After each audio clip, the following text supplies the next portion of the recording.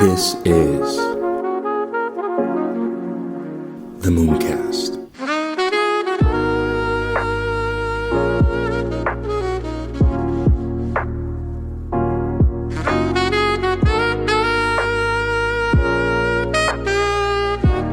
Hey bro, I'm just trolling is something that will not just challenge your perspective, but also touch your heart and soul. It's a book that defies convention, blending art and literature into a thought-provoking masterpiece.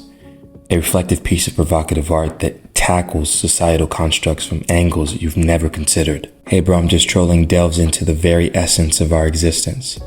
It questions the technology that surrounds us, challenges our notions of beauty, stares unflinchingly into the eyes of death, and questions the boundaries of freedom.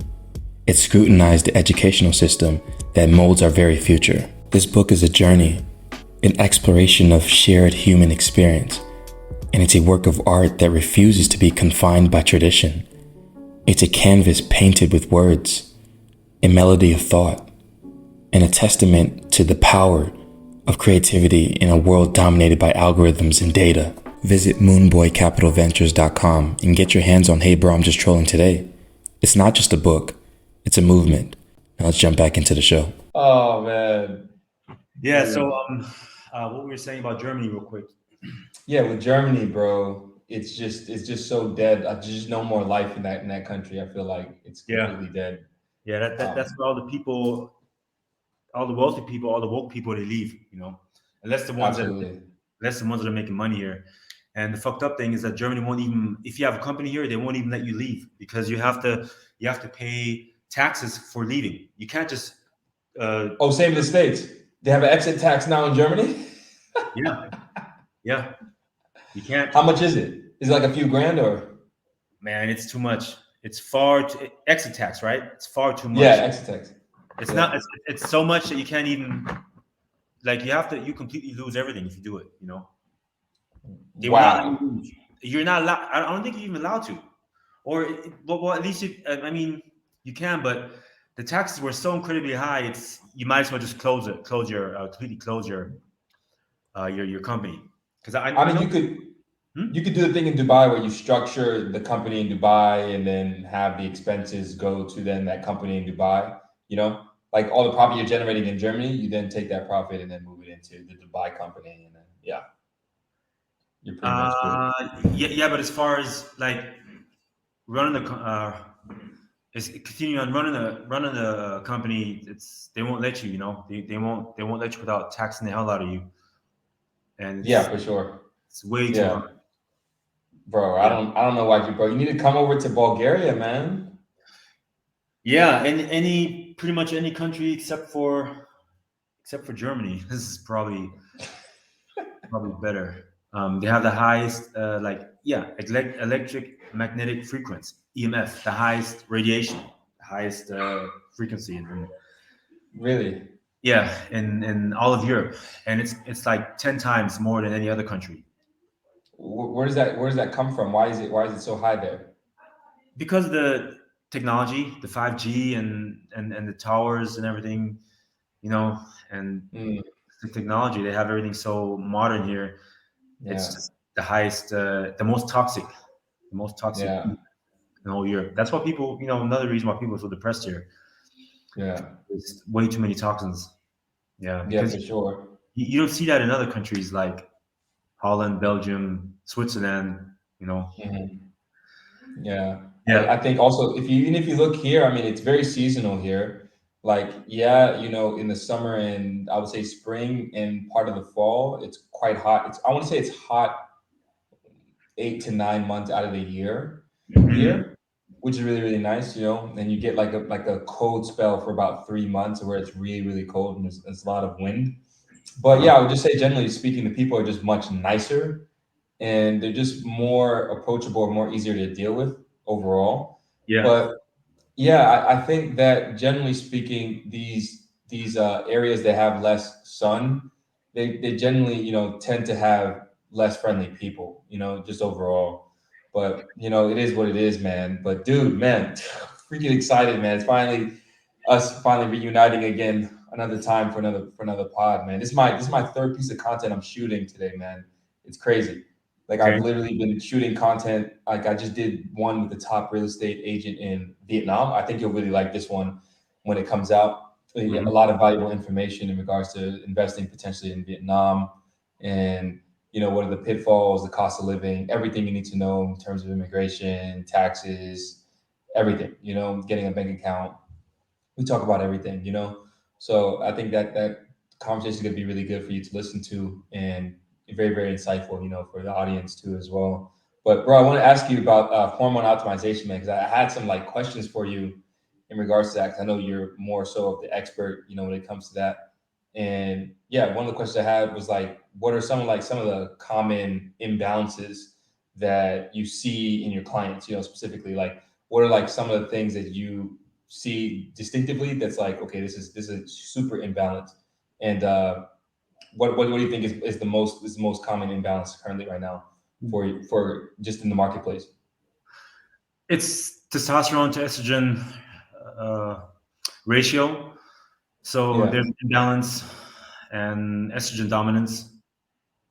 So that comes from a low testosterone. So first thing I always see when I look at a blood panel is the low testosterone, and obviously the high estrogen. Well, it's not, estrogen isn't really that high. It's just not in balance in ratio to the testosterone. So so that imbalance causes a lot of problems. And then of course the low testosterone is the main thing that I always see on all the blood panels. And then of course the lipids are not that good, which is a direct result from the testosterone deficiency.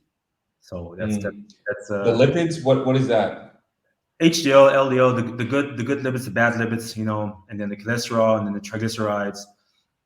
And so if your hormones are not optimized or not optimal, if they're not optimal, your metabolism doesn't work.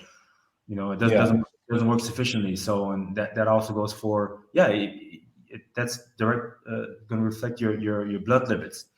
So high cholesterol, high triglycerides, because they're not getting metabolized, and that if that is not getting burned, build up plaque in your arteries, and it's just not good to have bad blood lipids, right? We know what that causes, heart attacks, strokes, and that's a result from low testosterone.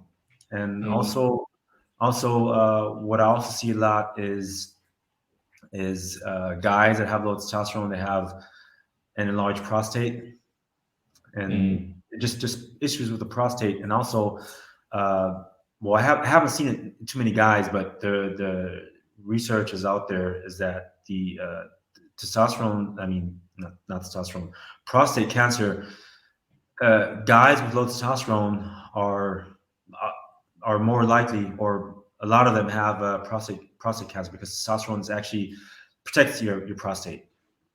And what the pharma industry, what they say is that testosterone could cause prostate cancer. It's not true. It protects the prostate. It's obviously you can see it in many guys that have low testosterone. They got prostate cancer. You don't see too many guys with high testosterone that got prostate cancer. And the best example is, look at all the young guys. All the young men in their puberty or in their 20s and mid beginning 20s, they have high testosterone levels naturally, right? And do they have prostate issues? They don't. They should, right? They should, going by what the government or the pharma industry says, right? They don't. So that's clear evidence that high testosterone does not cause prostate cancer, and it's even better to have too high testosterone than too low testosterone. So because also the reference range is the real reference range is higher than what they say it is. So you can have a little bit higher, not having any issues or problems at all. Yeah. So why do you think they try to make the reference range lower than what you think is the right reference range to be at specifically? To keep men like bitches, basically. just to say how it is. Yeah.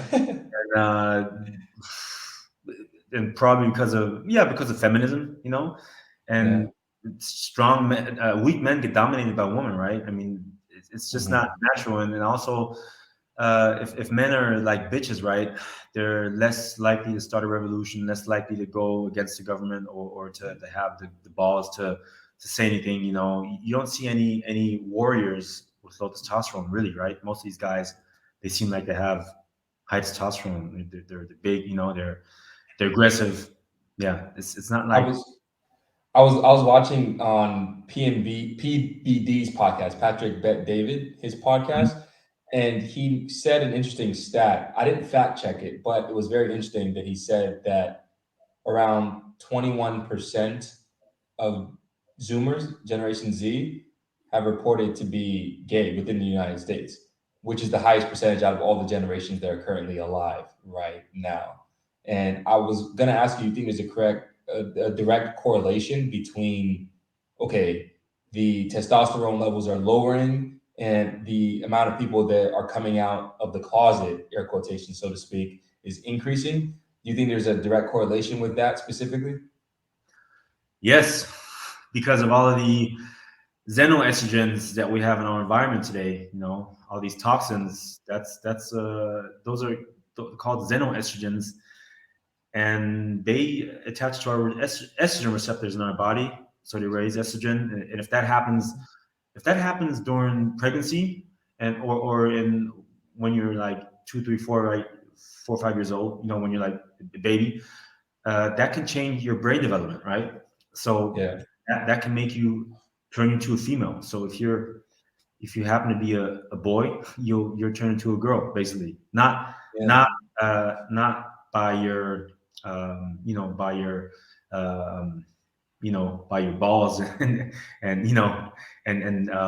it's not by your dick, right? It doesn't make your dick go away. You'll still keep your dick, but guys will keep their penis, and but they're just turned gay, just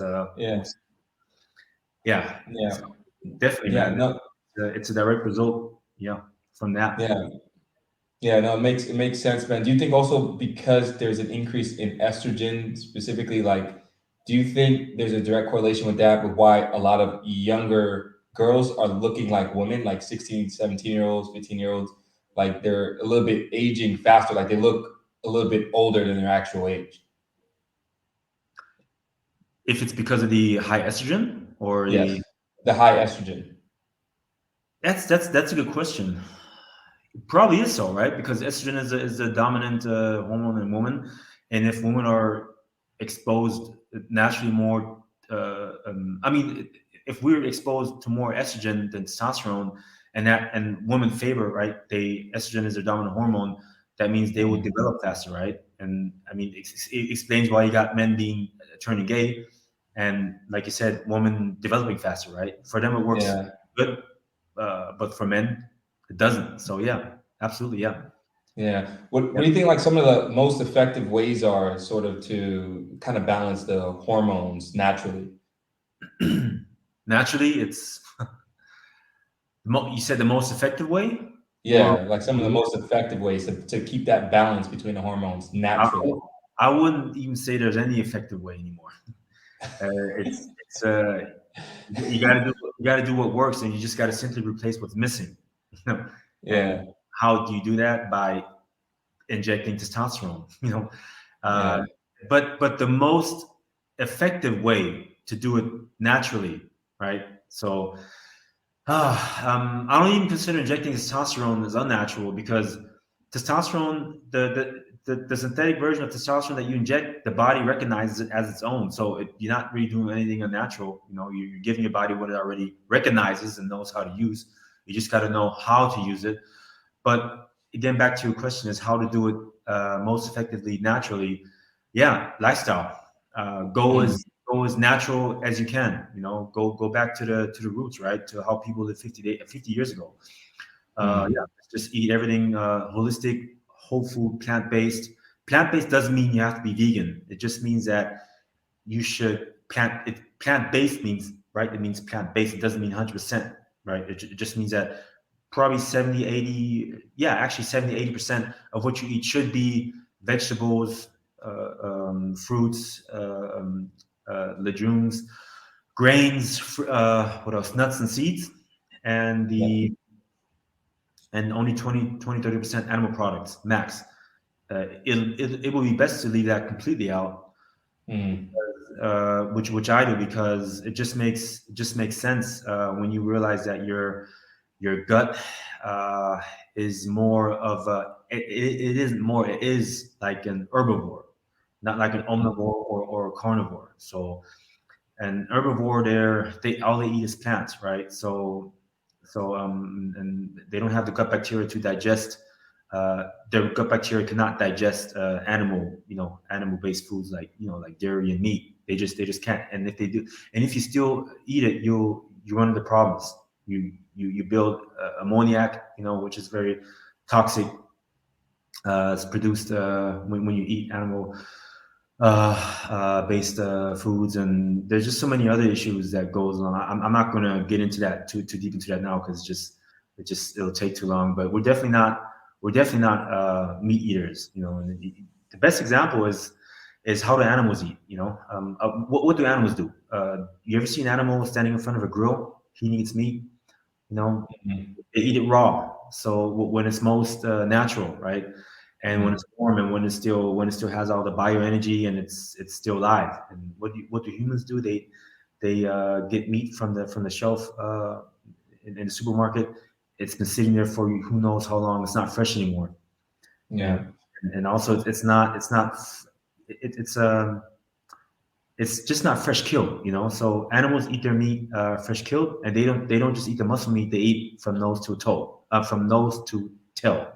Yeah. So all the organs, and and humans just don't. They cannot eat meat raw. Like, try it, and then see what happens. You can't. Your gut bacteria cannot deal with the parasites. You'll get very sick, and it's proven.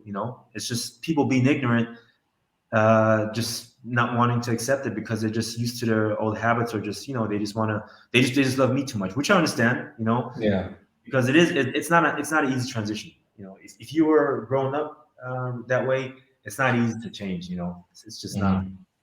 Yeah. Would you say, because when you look at the landscape of technology and how it's sort of shifted the way we do things, would you just say that our eating habits just an evolution of that? Or do you think that we should just, because if you say, because some people are on the sense or on the side of the fence of, okay, we should just go back to 50, 60, 70 years ago, or however long ago when we were doing X, when we were doing Y. Or do you think it's just a natural progression of us? I think we used to have tailbones, right, at some point, right, and actual tails, and that's why they call it the tailbone, if I'm not mistaken, But my thing is, do you think it's just part of the natural inclination of human evolution, or do you think that we should actually revert back to how we were, back in the days before, all this modern conveniences and technology like the pan and being able to have an oven and being able to have a stove and be able to cook the meat and get the bacteria and everything out and to freeze things into the freezer and stuff like that?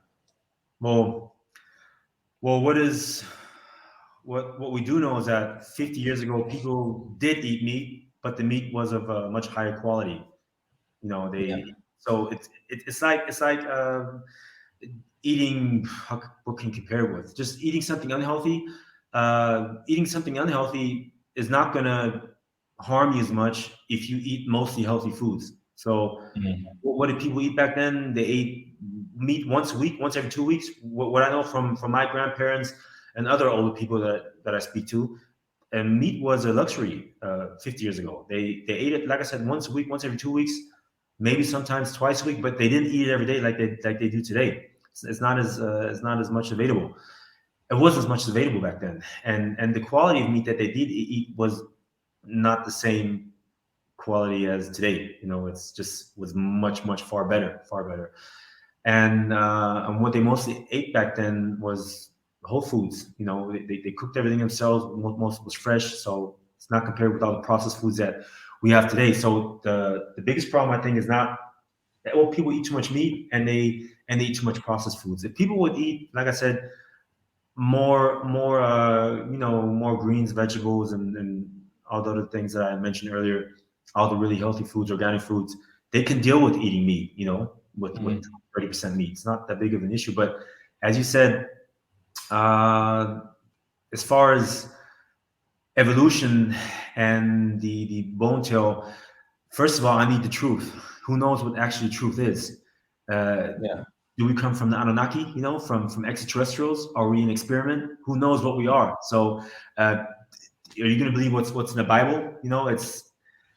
I don't know what the truth is, but I do try to do. I do know that I try to do what makes sense, right? And when you look at what people used to eat, even the gladiators, you could see in their bone marrow they were vegans, and they didn't eat meat. They were vegans, and the strongest animals today, they're all vegans. Elephants, rhinos, giraffes, gorillas, they're vegans.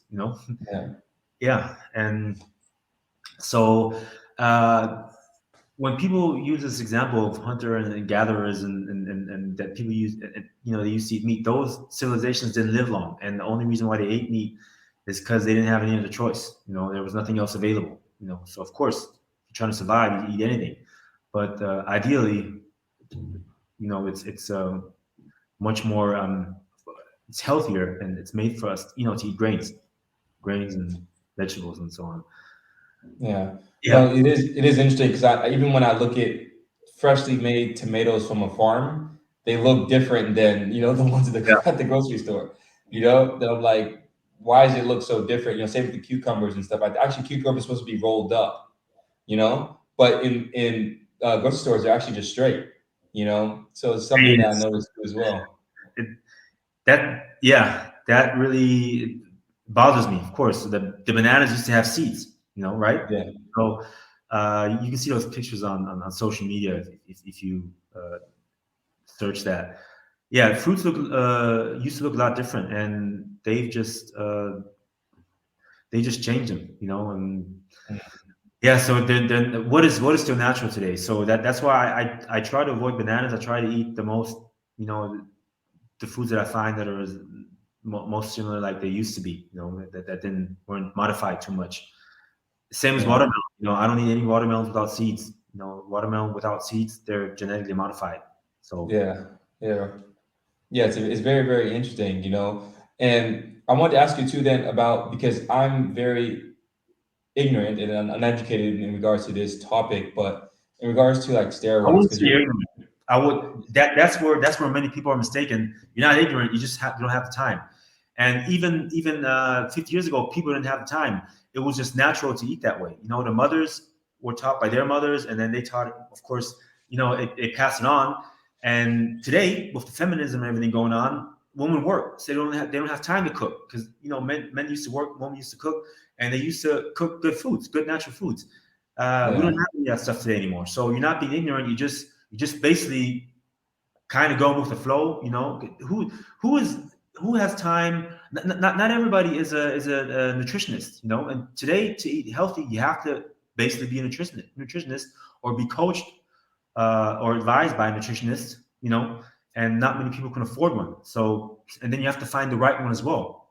So it's I understand that people are not ignorant these days. They just don't have a choice, and they have other things to worry about. Yeah. When you talk about the different types of nutritionists, what about the Liver King? Because he has his own methods in regards to, I think he's meat only. And what do you think about his strategy in regards to that, like eating meat only? He's a smart guy because he's a genius in marketing. So for sure. He's lied. He's been caught lying in those emails that were exposed about his steroid use. There's nothing wrong with using steroids, but be straight up about it. Don't lie about it. And he lied of not using it and having achieved what he's achieved by eating meat, which is bullshit. Look at me. I'm completely vegan, and I'm not even trying to build muscle. I'm just replacing my hormones. So I'm taking testosterone replacement dosages. I still train hard. I try to make the max out of the TRT that I'm using. So I'm trying to play it safe, and I'm getting very highly bioavailable foods. So that's really, that makes a big difference. But Liver King, it's I wouldn't listen to that guy.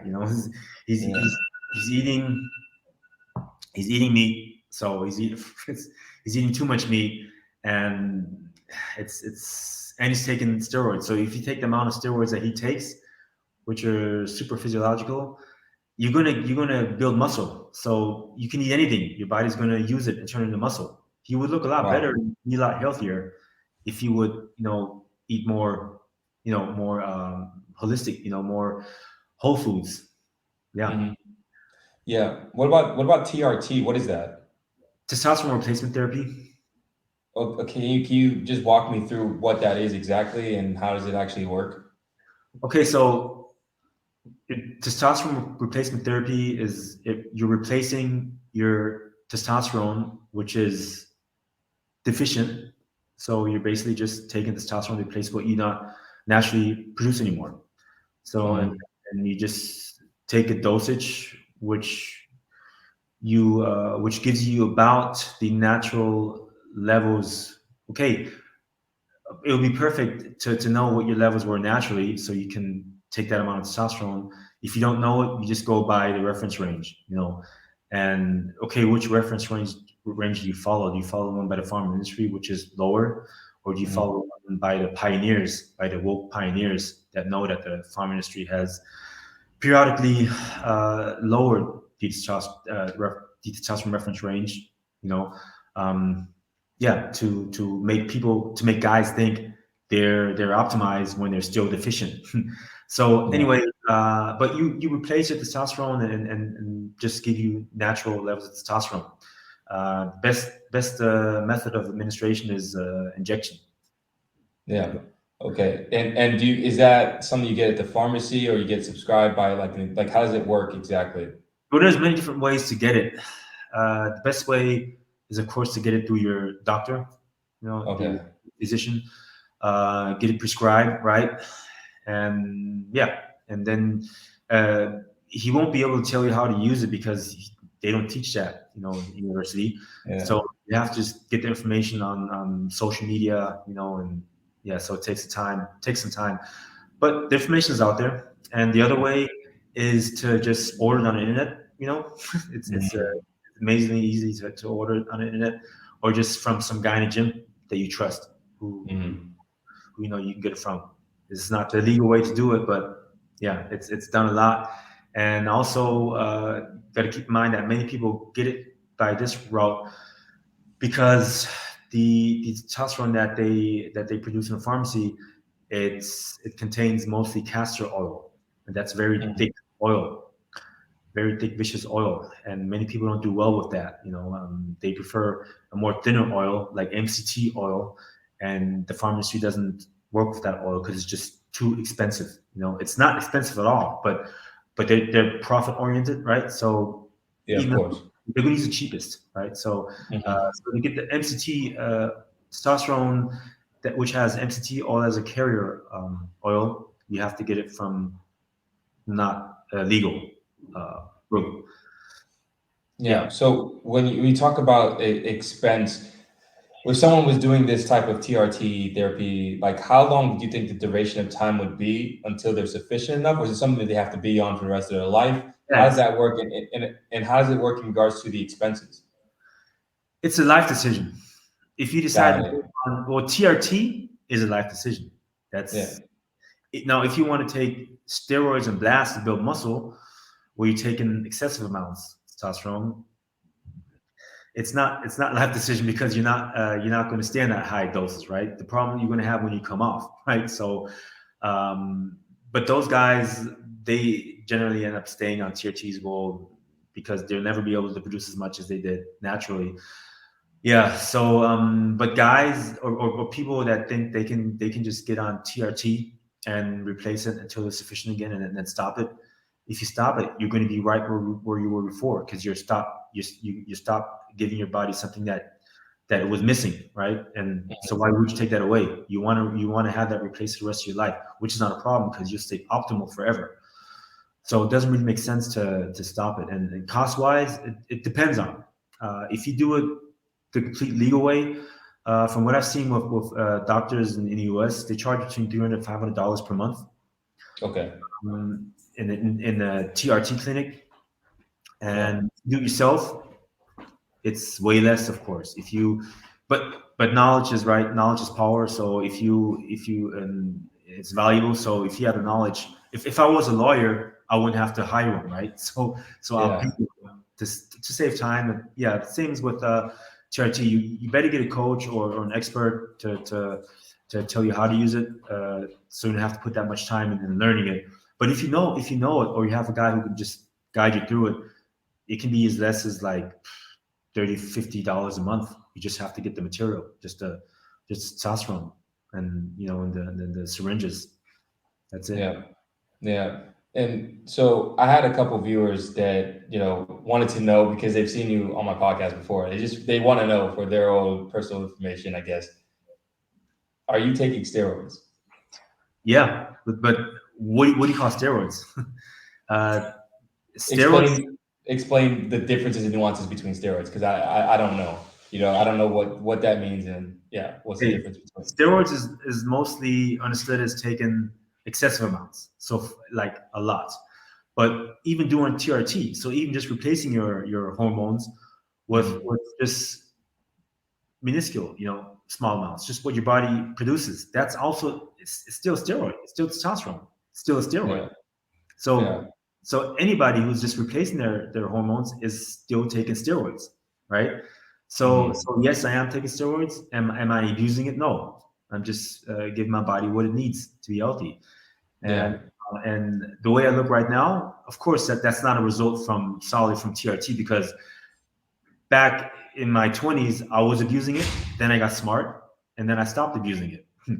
But back then, everybody makes mistakes. So but I built my physique when I was, like I said, in my 20s, and then got really big. And then this is just muscle memory, and it's pretty easy to maintain it on low dose testosterone. I used to be a lot bigger though. Yeah. But like I said, this was irresponsible. I was in my 20s, and the good thing is that I learned from it, and I can share this with other people to keep them from making mistakes, right? So, yeah, absolutely, man. What would you say then in regards to, if you stop taking them, what would be then the effect of that over the course of time? If you just stop taking TRT and if you lowered that dose down to 0 in terms of the treatment and everything, would that affect the mass of muscle that you have currently right now? Would it make it smaller? Would it make it more flabby? Is it something that you have to do for the rest of your life? Like, can you just break that down for me? You can look up the word called sarcopenia. It explains it pretty well. What I can just explain it shortly is that, if you're lacking testosterone, your muscle is going to atrophy. So you're going to lose muscle, and you'll just be weak and frail, right? So, and that's how many men already are, because they already have low testosterone. So for the guys that already had low testosterone, if they take testosterone, of course, they'll feel better and gain muscle, not crazy amounts of muscle, just what they would be naturally capable of if they only take testosterone replacement dosages. And then when they stop, like I said, they'll go right back to where they were before. So, they won't see that much of a difference, but they feel just as shitty as they did before. Now, for a guy who takes testosterone in their 20s, who was healthy, of course, when he goes from that state to taking steroids and then coming off, he's gonna discover how it feels like to be off, to have low testosterone. It doesn't feel good. You feel depressed. You don't have any energy. You have insomnia. You sleep disturbances, brain fog. Your blood panel goes to shit. Your lipids, which I said, it's not healthy for your heart, for your prostate. Testosterone is a pretty vital hormone, not just for men, for women as well. And women produce testosterone as men do, just about 1/10 of what men do. But so being on low testosterone or coming off testosterone, it's not fun. So yeah. What about sexually? Like, does it affect you in a negative way or a positive way sexually, or do you just find it just like how you were taking it before you were taking it was the same as after you were taking it, or is there like a slight difference between it? Well, yeah, of course. If you take it, you're going to be like you were in your 20s. So you're going to have high libido. Sex is going to be fun again. You don't have any erectile dysfunction. You'll be horny. So, and that's life. That's drive, right? If you want to use it for sex, that's great. You can please your girlfriend, which is a very important part of a relationship. But also you can use that energy for drive, for work, for business. for being concentrated, just having energy, just to work, right, and just to work hard. So yeah. Yeah. What about stress? Do you think stress affects the hormonal aptitude for better or for worse? If you're more stressed, then it affects your testosterone versus if you're less stressed, or does the stress have nothing to do with it at all? Yeah, it stresses everything to do with it. Because when you think about the easiest way I can explain this, if you're stressed, your cortisol levels go up, and that's disastrous for you. If you have high testosterone, your cortisol levels automatically lower. So the stress that you do have won't convert that much to cortisol. So it's so and being not being optimized, you have way higher cortisol levels, and the stress gets converted into way more cortisol. So yeah, it definitely affects it immensely. Definitely, man. So yeah.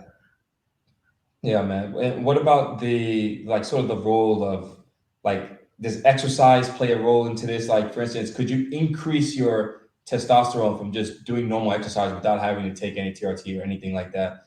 Could you just work out and then that could increase your testosterone? Yeah, of course. You can by lifestyle, which is workout, nutrition, and what was the other thing? Can't think of it right now. But there's 3 things that are very important. Life, just Sleep, healthy. maybe? Yeah, sleep. Yeah, they're definitely. But yeah, okay. The other one would have been hormone optimization, but we're not. We're speaking about without it, right? So yeah. So if you just really get on a good exercise discipline, workout program where you're not overtraining, because if you overtrain, it's completely counterproductive because you'll be far too stressed, producing far too much cortisol, and that's why you got many guys, young guys that are completely overtrained, suddenly dying, or just because they're so acidic, their body's so acidic, it's so inflamed from the overtraining. It's I can explain this scientifically, but it's going to be too complicated. So yeah, you don't want to overtrain. You want to make sure you recover, which is about so training twice a week, and then also on the off days you don't even do cardio. You just do like speed walking for like an hour. Yeah. So if you get on a good workout program and you optimize your nutrition, yeah, you can raise your testosterone a little bit, but it's still going to be deficient. So let's say you had low testosterone to begin with. You'll only raise it by a little bit, but you'll still be deficient. So what about professional athletes? Okay, so I have 2 questions. One first is, with professional athletes, would you say that they work out way too much? Yes, which is why many of them take steroids. I see. Okay, because it helps with recovery. Yeah, that's why many get caught. Yeah. Okay, got it. Could you look at a professional athlete and kind of tell okay, this guy's like LeBron James or something like? Well, I could definitely tell when someone's taking it, but with some you can't tell, because if they're taking EPO or they're taking, for example, like the cycle guys, right? The France guys, they're taking testosterone and they're not doing any lifting weights. They're not building muscle. They're not doing any hypertrophic training, so they don't build muscle. So how you can tell someone's taking testosterone if they're still skinny, right? But you can tell if they're winning and they have, because your endurance really goes up because your red blood cells increase, which means you can transport more oxygen, and that means you'll have more endurance, right? And so the guys that are, I'm not going to say all of them are taking it, but there's so many been caught, and you always have to expect someone to take it. It's just always suspect if somebody wins. Yeah, so the guys that are winning, most likely, very likely, those are taking something, something that hasn't been discovered yet, because it's always the anti-doping agency. They're always trying to chase for new design of steroids that just cannot be detected. Yeah. And look at Lance Armstrong, look at Jan Ulrich, so many guys have been caught. And LeBron James, for example, I think he invests, what is it, $1 or $2 million per year just in his body. Yeah. Man, all the stuff that he does, it's who does that, man? He's probably creating like the most natural or the most closest thing you can create to taking steroids by all the stuff that he does, Mm-hmm. But then again, is he taking steroids? And he's just not getting caught because he's a poster board for the NBA, just like Carl Lewis. Carl Lewis in that race in 1988, I think it was, or 19, Mm-hmm. I think it was 88. Everyone, not just Ben Johnson, everyone was dope, including Carl Lewis. But Carl Lewis had the U.S. sponsors, and Ben Johnson didn't have the U.S. sponsors. He had the Canadian sponsors, right? So the sponsors, they need their guy to win. That was Carl Lewis. So he's gonna stay negative, of course. But he was just anybody else. So if you're that big of a guy like LeBron James, imagine what it would do for the image of the NBA if he would be caught positive steroids. Yeah, it would be detrimental for sure. So it's very political. Extremely political. For sure. What do you think? Because when you said like 2 times a day or 2 times a week that you should work out, what about if you're working out? Because my golden rule was always 3 times to sustain and 5 times to upgrade it. Like, so basically, if you want to just sustain the body that you currently have, you just work out 3 times out of the week. But if you want to improve your body, then you need to go 5 times a week. But I don't know what you think about this. It's a workout regimen. It's a complete opposite. The problem with that is that people just follow traditional ways without even critically thinking. So if you train less, you'll have more progress than if you train 5 times a week because you're overtrained and you're lacking the recovery. So it's best just to train a muscle group once a week. So you can split your body up into two workout days, right? You got 6 major muscles, right? Chest, arm, chest, biceps, triceps. Then you got shoulders, back, and legs, right? So 6 muscle groups. You can split that up into 2 workout days, and just make sure you hit those twice a week. I mean, each muscle once a week, but work out twice a week, right? Day 1, day 2, and you work out really hard, and then you recover. You recover 2-3 days, and then you work out day 2. You recover again 2-3 days, and then you repeat. And this is the most effective way to really recover. You can even just work out. You can you can actually work out once a week and be fine. You can work out day 1 this week, day 2 next week, and then 14 days later, day 1 again. You'll still make progress because you have enough recovery time to completely regenerate. Okay. Yeah, I mean, it's very interesting because I'm just taking from my anecdotal experience from me personally, because when I first started working out, I was working out like really aggressive. I started when I was 15. And I was working out really aggressively, like 5 to 7 times a week for like 6 months straight. And then I started toning it down slowly. And at 5 to 7 times per week for that 6 months straight, I gained so much progress, like exponential progress. People were like, what the heck, you transformed your body so quickly. And after that, I slowly started going less and less. Now I work out like 2 to 3 times a week. And so I don't know is it body dependent, or was my situation just kind of like an outlier, or what would you say in regards to that? Well, you got to keep in mind that you started working out, right? Yeah. And you made the most progress when you start working out. So what would have happened if you would have started working out the way when you start decreasing, right? When you start working out a little bit less, you don't know because you didn't do it. So if you're going to work out and stimulate your muscles, people always have the best results when they start working out, and pretty much any workout. So you can't really tell what would have happened if you would have worked out less, how your body would respond to that. So it's kind of hard to compare, but Okay, you respond if you start working out. Okay, so does it matter? Say for instance, I haven't worked out ever, and now I'm 35. say I'm 35 years old and now I just start working out and I implement the same tactic that I implemented when I was 15. Do you think a 35-year-old me would also be able to achieve the same results as a 15-year-old me if he just started working out, even though he's older? Or would you think that those results would be different? Does it matter what age that you start to achieve those same results using that same implementation and method that I used? Yeah, it depends on what your hormone levels are, right? So if you're 35, you're most likely deficient nowadays. Yeah. You're not going to have the same results. You're probably not going to have. Well, you're going to have results as far as losing fat. But you're most likely going to stay skinny fat, which is most people which are skinny fat, which still have this little bit of belly fat or hip, the fat on their hips, which you just can't get rid of. That's a result of deficient hormones. You just can't get rid of. So you generally lose weight, but you'll be skinny fat. So that's what you see most dad bods, right? Yeah. The daddy body, right? They got the dad bods, yeah. they got this body and they can't change it unless they optimize their hormones. And if you're 15, obviously you naturally have higher hormones, so can't compare it.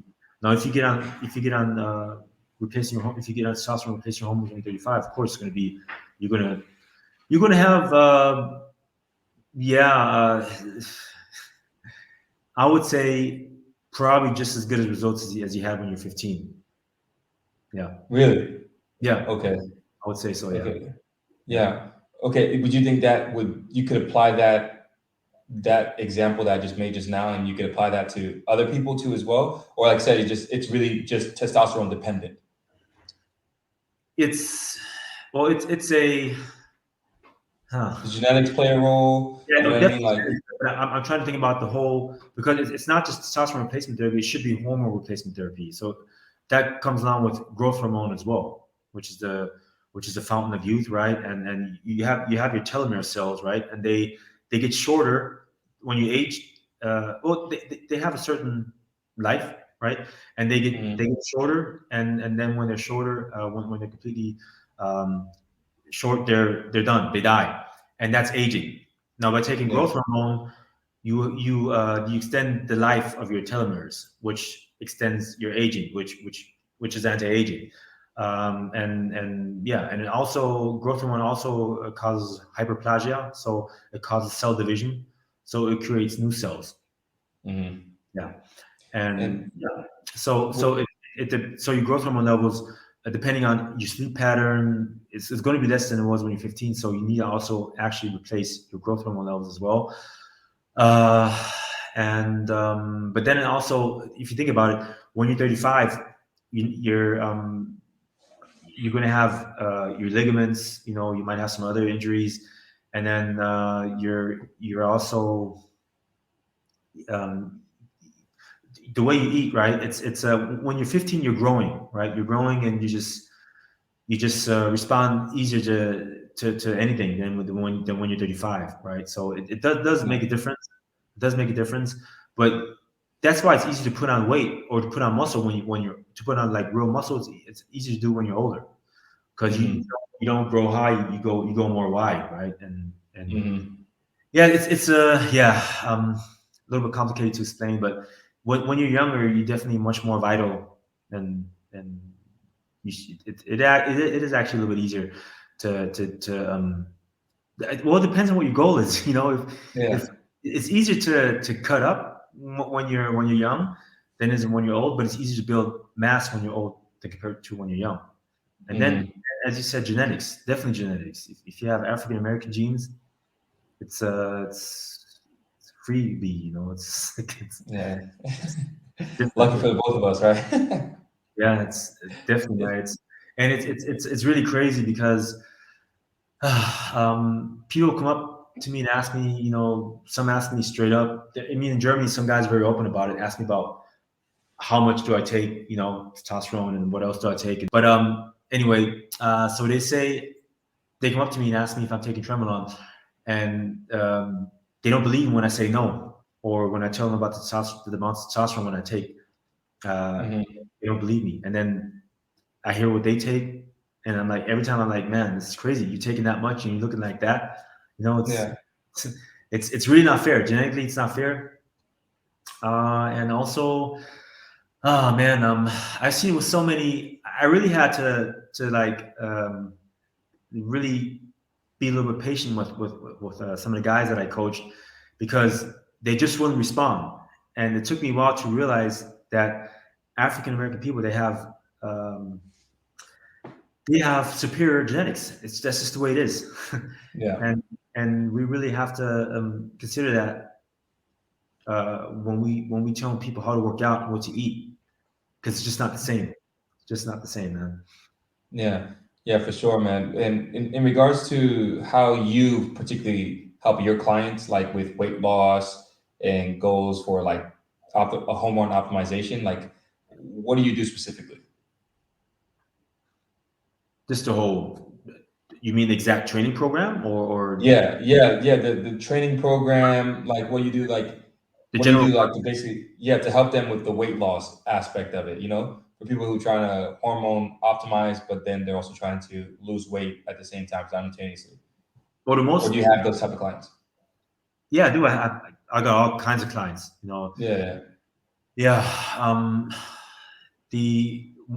There's just two things, like I said, when it comes specifically to weight loss. It's the first thing is stop doing this movement, stop eating. If you're in a calorie surplus, you're going to gain weight, and you can't lose weight if you're eating. So stop eating. Be calorie deficient. So, and then you'll burn more fat, because if you eat more calories than you burn, you'll turn to fat. If you eat less you can actually burn fat. And then also there's intermittent fasting, where you just don't eat for 16 or 18 hours. Or some guys, they eat one day they don't eat. Works really well, because then one day they can eat everything, and the other day, well, not everything, they still eat clean, but then one day they don't eat anything. And then so that's what I tell them. And next thing is to be able to also have their metabolism work. We need to get a blood panel done to see how their hormones are, because if their hormones are deficient, they're going to have a hard time burning that fat, because they don't have metabolism. So the next step would be to optimize their hormones. And then amazingly, I mean, it makes sense that once their hormones are optimized, they'll find out that they can work out a lot less intense, and burn a whole lot more fat than they did the years prior, when they were hormone deficient and working out like every day and working their ass off, because they just didn't have metabolism. And you see this especially with women. You see women really getting getting like in their 30s, beginning 30s, they're getting fat. And putting on weight is because their hormones are going down, and they have too much estrogen. And that's testosterone. It's testosterone, going down. So that's why they get fat, and they have a hard time, getting rid of that. So women have to optimize their hormones as well. How would that method work, like for women specifically who are trying to optimize their hormones? Like, what would they be taking? Like, how would that look like in regards to like the sort of regimen that they would follow? Well, it's almost the same.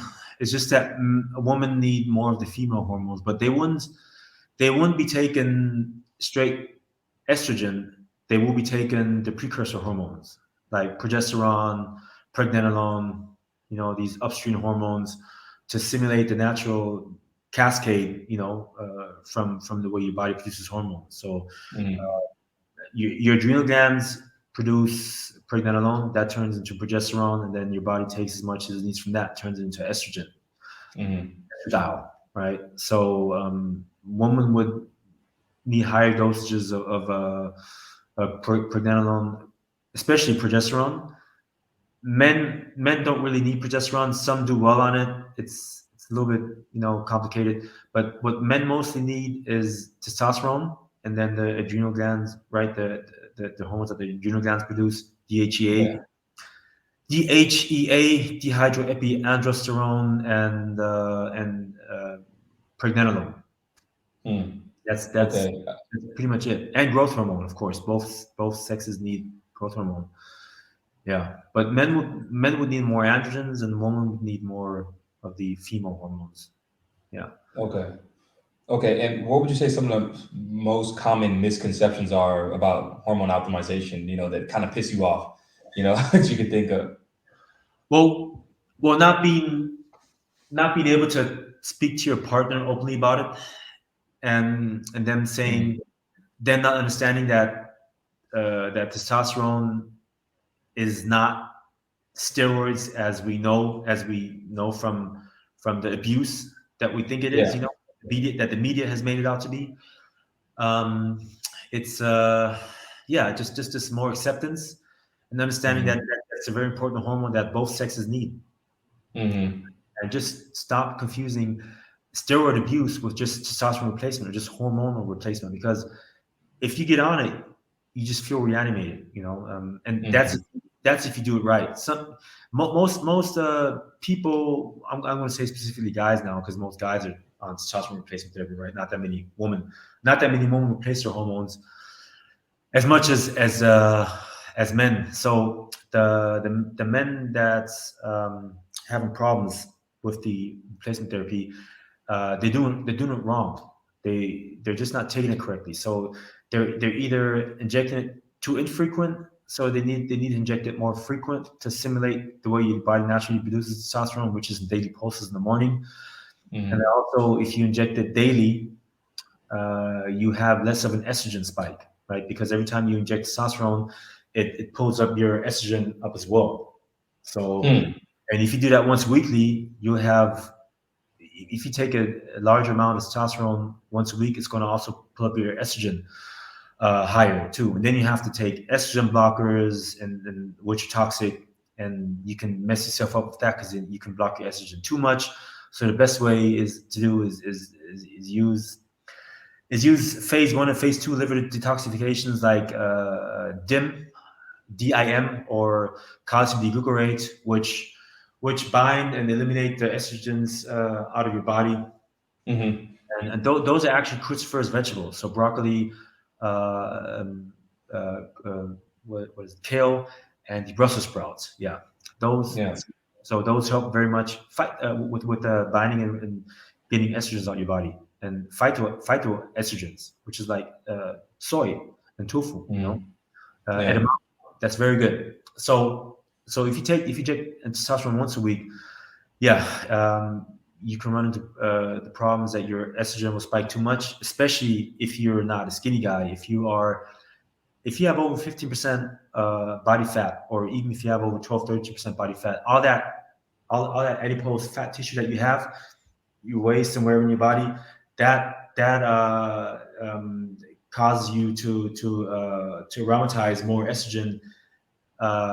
Yeah, so so you actually have higher estrogen levels in someone who doesn't have fat, because fat helps with the aromatization. So you want to have as little fat as possible. So it also plays a difference if you're a skinny guy or a more fat guy. And then back to the daily microdosing, which are the daily injections. Yeah, if you take that, you have a very, very consistent level of testosterone. Instead of once a week, you have a more stable level without these spikes in estrogen. Yeah, and then you be much easier to control your estrogen. And many guys do well on this. They have, or the guys that have problems. Like I said, they have problems because they're not taking it right. And okay, so when you talk about taking it irregularly and there's an estrogen spike, what does that mean exactly? And how does that affect your body exactly? Because that is where I'm trying to sort of understand, what does that mean? Okay, so, well, first of all, you never want to have an imbalance, right? Okay. And high estrogen, it cause water retention, high blood pressure. It can cause acne. Everybody responds different to it. It's how your individual biologic fingerprint is, So yeah, so those are some of the side effects that it has, as I just mentioned. And But then again, estrogen is very cardioprotective. That's why women don't get heart attacks, or not as much heart attacks as men, because they have higher estrogen levels, and higher estrogen levels result in better blood lipids, healthier blood lipids, better HDL levels, less lower LDL levels, lower triglyceride and cholesterol levels. So yeah, that's why you want to have not too high estrogen and not too low estrogen. You want to be in the middle. And like I said, having too high estrogen, water retention, high blood pressure, and it can even be carcinogenic. So it can cause cancer, having too high estrogen. But that mostly comes from the xenoestrogens, from the toxic estrogens from the environment, which is why it's good to eat phytoestrogens such as soy. So I don't understand why people. Well, actually, I do understand it because they simply don't know. But everyone who calls or uses the term soy boys, they clearly don't know a lot about nutrition. Because soy is phytoestrogen, same as cruciferous vegetables. And what these phytoestrogens do, they don't raise your estrogen levels. What they do is they bind to your estrogen receptors, and thereby they're occupying them, keeping all the toxic xenoestrogens from the environment and from all the toxins that you have in your laundry detergent or shampoo, body wash. So many toxins in our environment. Yeah. They keep them from attaching because they're occupied. The estrogen receptors are occupied with the phytoestrogens. Now, okay, so now they're occupied with the phytoestrogens. So now you're thinking, okay, shit, it's still estrogens. It's going to get raised. No, it's not, because phytoestrogens cause balance, natural balance, which is called homeostasis, which means that when your estrogen levels were too low, the phytoestrogens will raise it. If your estrogens were too high, your phytoestrogens will lower it. So it causes balance. That's why you need phytoestrogens, which comes Makes in. Sense. Yeah, which comes in, like I said, cruciferous vegetables and soya and so on. Yeah, and also very importantly, also fibers. Fibers is probably one of the most important things people need in their diet. We consume way too little fibers, because fibers, they're short chain fatty acids, and they cause your good gut bacteria to grow. And gut bacteria is everything, your microbiome. So because fibers also bind to estrogens. They bind them.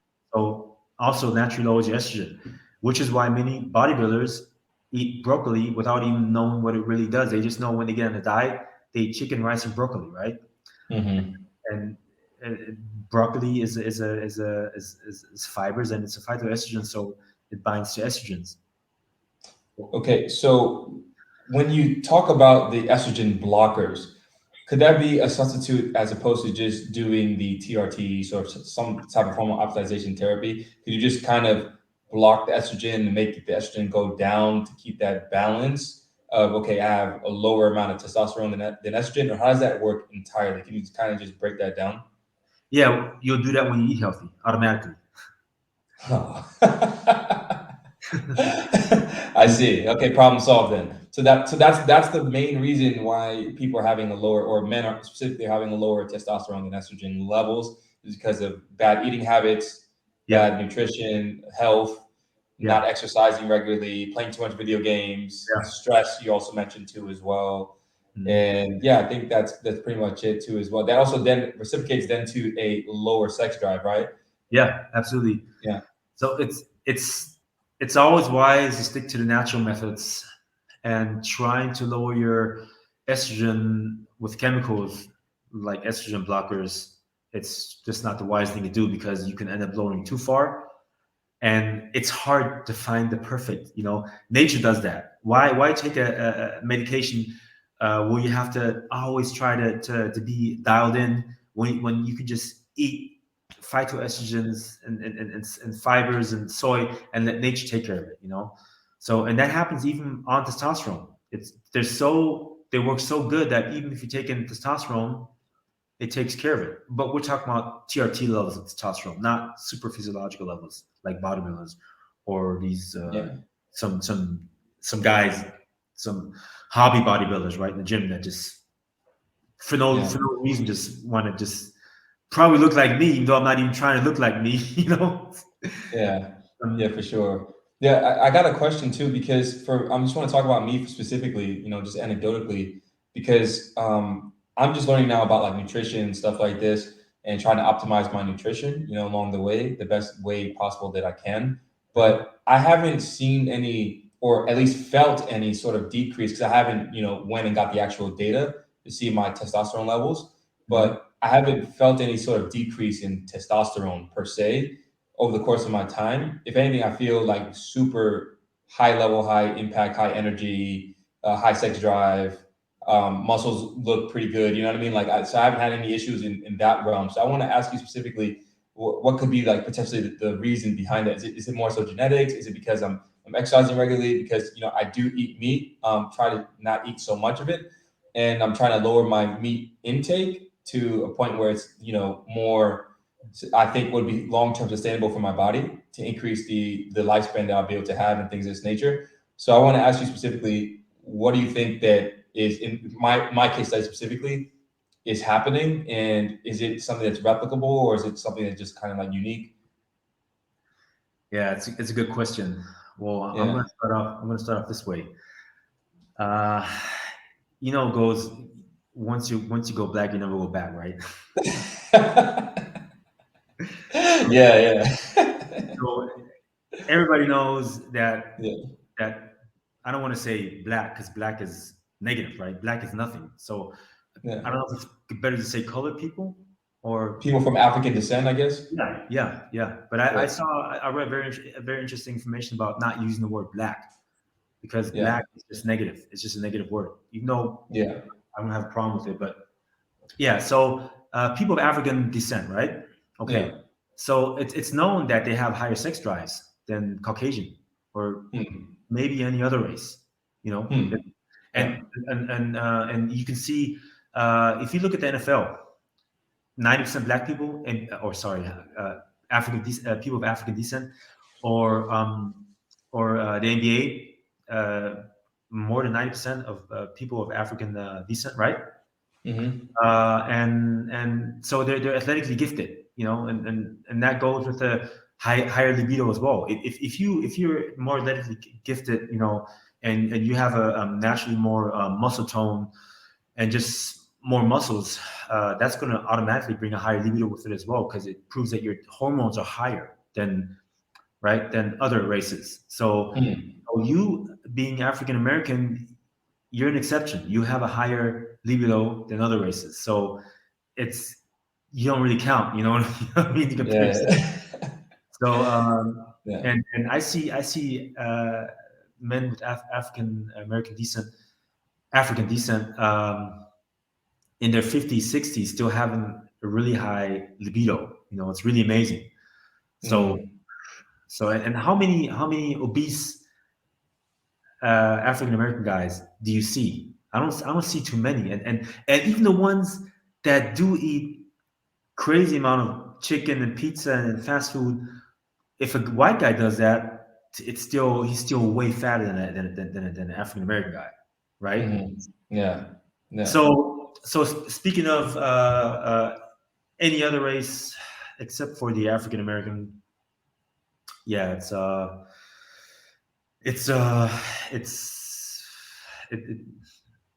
hard to say, man. It's everybody has their own bio genetic individuality, the fingerprint, Yeah. But yeah, what was your question again? Yeah, so I just wanted to know, like, is this my case? Can it be applied to other people that are sort of aesthetically similar to me? Or is it something that's just like, am I an outlier in that regard? Because I'm kind of going against the grain a little bit to like kind of what you're saying, but I'm able to still achieve really, really superior results. So that's why I was just trying to figure out, like, is the strategies you're using with hormone optimization meant for the majority, or can you also use my strategy of just working out, eating healthy or relatively healthy, and sustaining that for a long period of time? Okay, like I said, if being African American, you're automatically an outlier unless you feel like shit, right? So it's always important to listen to how you feel, and also go with symptom resolution. So if you feel good as you do right now, why take testosterone? And and if you can, even if you wouldn't feel that optimal, and you could already change that by changing your lifestyle, by eating more healthier, by exercising more, or just changing your exercise to more optimal and not overtraining, and that makes you feel great, then why take testosterone? So not everyone needs testosterone, and it's really only for people that really feel like shit, and really just can't. Also, by better body, they just don't make any progress in the gym, and that most of the time comes with them just generally not feeling really good. Yeah. Do you think the sun? Do you think? Oh, go ahead. Sorry. Yeah. I was gonna say, what anyone can always do is get a hormone panel. So get your blood checked and have a look at your testosterone levels, and then you can see where you're at. Yeah. Yeah. Okay. Do you think the sun potentially also affects a bit of the testosterone at all? Like if you don't get a lot of adequate sun at the particular environment that you're in, would that be one of the effects in regards to lower testosterone levels too as well? Yeah. That's why you see women living close to the equator. They have longer hair, better growing nails. That's not just from the sun. That's also from the iodine, because they for example, Spain or Latinas, they have longer, thicker hair and nails because they have more exposure to the sun, and they have more iodine from the ocean. So that plays a big role. So definitely vitamin D, of course, it's a hormone. So if you're not getting enough sun, or living in a country, in let's say Germany, for example, right? Or even when there is sun, the sun isn't that strong because you're not as close to the equator. I think the hours in the winter in Germany where you get sufficient sun, I don't think at all. Or if then, I think it was maybe 13 or 1400, so 2 or 3, 1 or 2 o'clock. But in the sun being much stronger in countries such as Spain, it's of course those people have higher vitamin D levels, and they have higher testosterone levels. So yeah, because it's very important for the androgen receptors, vitamin D, very, very important. Yeah. And like, where would you say that you stay up to date on the latest research on, nutrition and hormone optimization?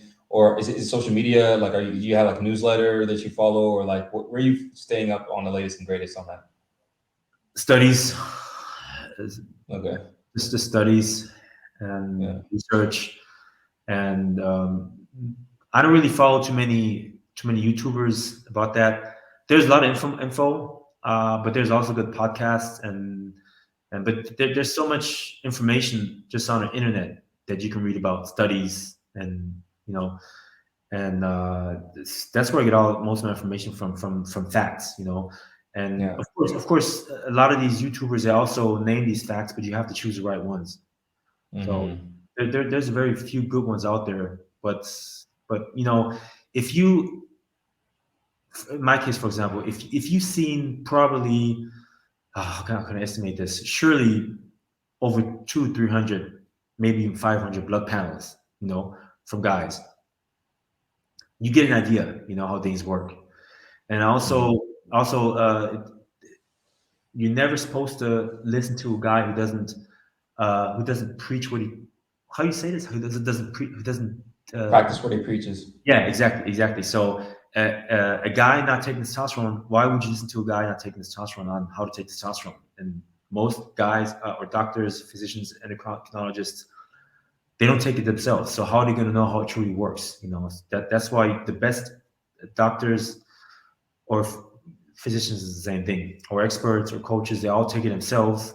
And yeah, of course, you got a lot of guys which are not too smart, but the guys who get it, it's not that hard. It just needs time and experience to understand it. And then you understand it. And by having that experience with yourself, in my case, for example, about 20 years, if you don't understand hormones or testosterone after taking it for 20 years, I don't know. Yeah. It makes absolute sense, man.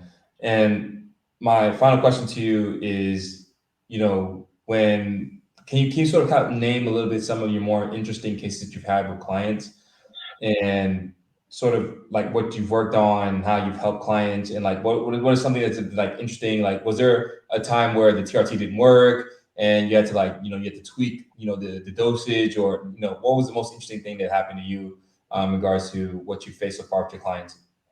Okay.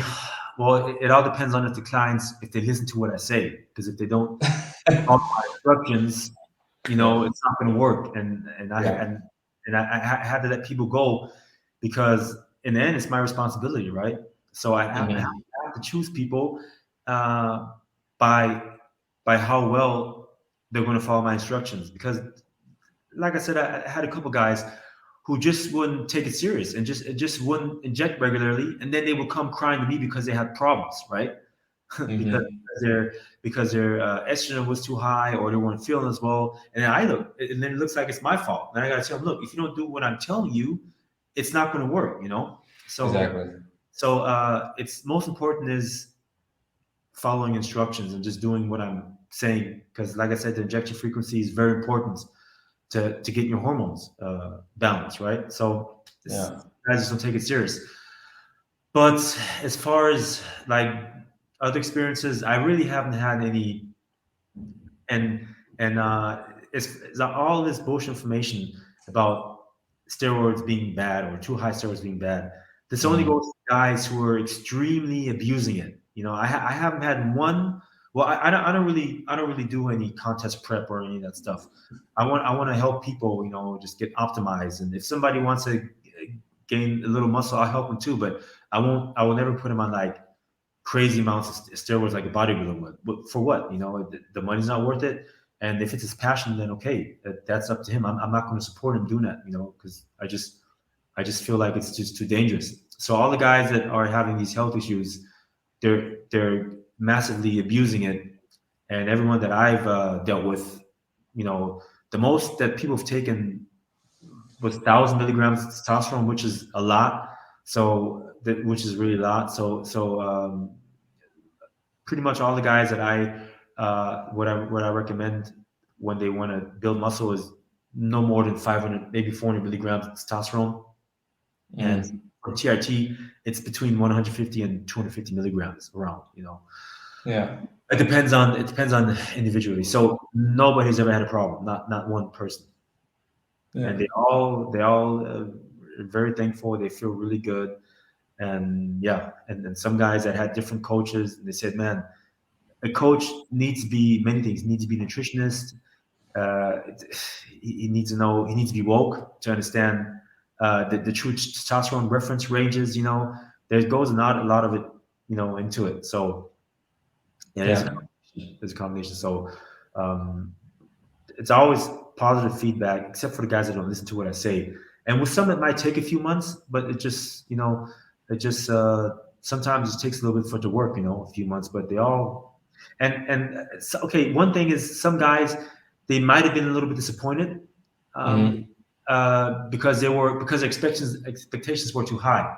And right, always when you're going to something and your expectations are too high, you can only get disappointed, right? Yeah. And if your expectations are low or normal, you have a lot, to upside, right? So Exactly. So it's the guys that were just expecting too much, it was not realistic. And it's not like they felt bad at all. They felt good, but they just expected a lot more. And I'm like, man, what were you expecting? The best sign of being healthy is if you're not don't have any issues, if you don't have any ailments, if you just feel good, if you just feel okay, if that's actually being healthy, not feeling like amazing. It's of course on testosterone you feel really well, right? But some people, they just might overestimate it. But like I said, compared to how you feel when you don't when you have a low testosterone, it's disgusting having low testosterone. So yeah, so it's amazing compared to that.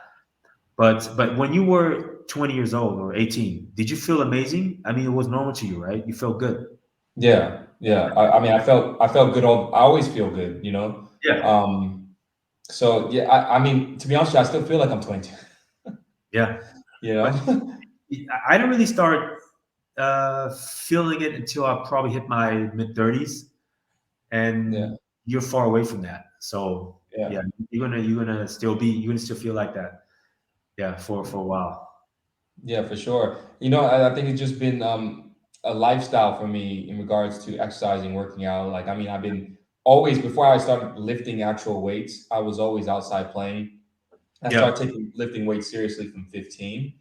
And yeah, it's been a great journey, and I've been consistent. That's the thing.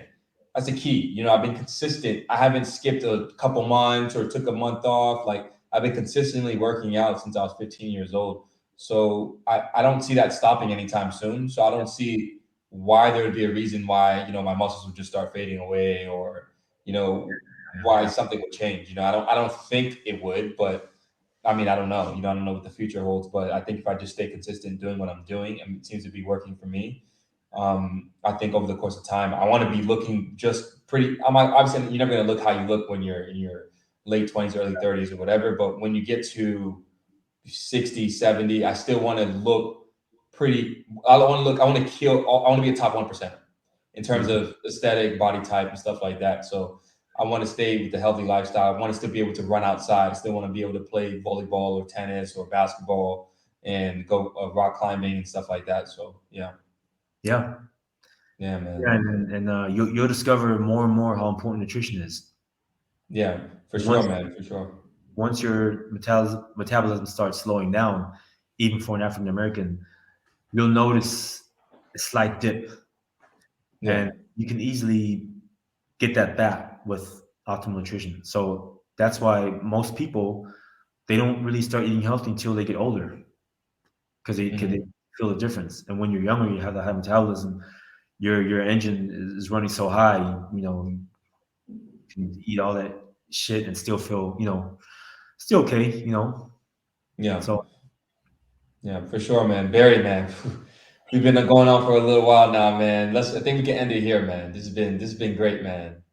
All right. I really enjoyed this, man. This has been another great episode of Mooncast. Do you have any closing thoughts that you want to share to the audience before we go?